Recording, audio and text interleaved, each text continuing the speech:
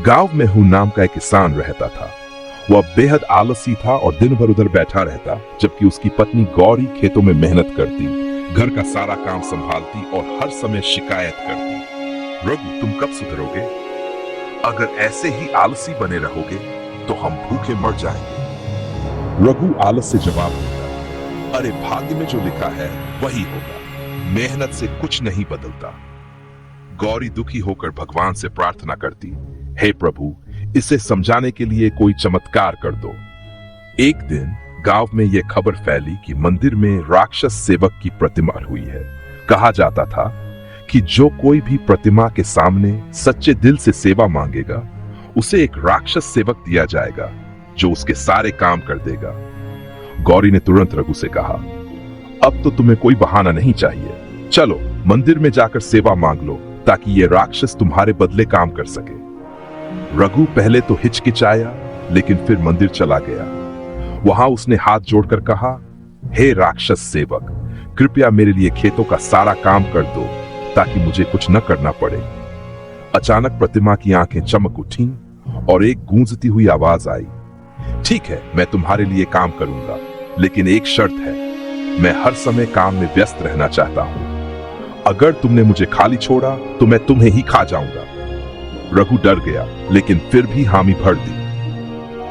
अगली सुबह राक्षस सेवक ने पल भर में खेत जोत दिए, बीज बो दिए और फसल काट कर रख दी। फिर वह बोला, अब अगला काम बताओ। रघु घबरा गया।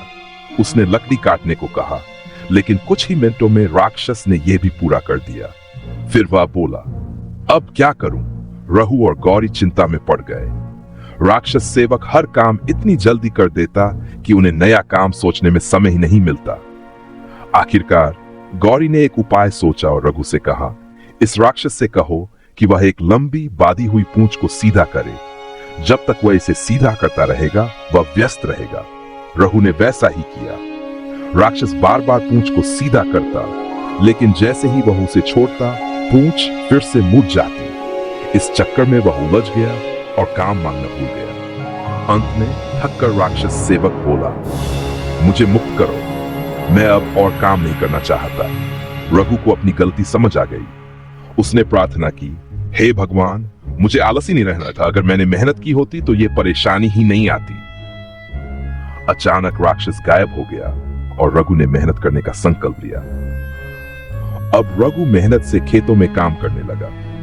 वह गौरी से बोला, अब मैं समझ गया कि मेहनत ही असली चमत्कार है। कोई भी शॉर्टकट खतरनाक हो सकता है। गौरी प्रसन्न होकर बोली, अगर तुमने ये पहले समझ लिया होता तो ये परेशानी नहीं आती। गांव में सबको इस घटना से सीख मिली कि मेहनत का कोई विकल्प नहीं होता। मेहनत करने से ही सफलता मिलती है। कोई भी शॉर्टकट लंबे समय तक काम नहीं करता। आलस्य का परिणाम हमेशा परेशानी लाता है।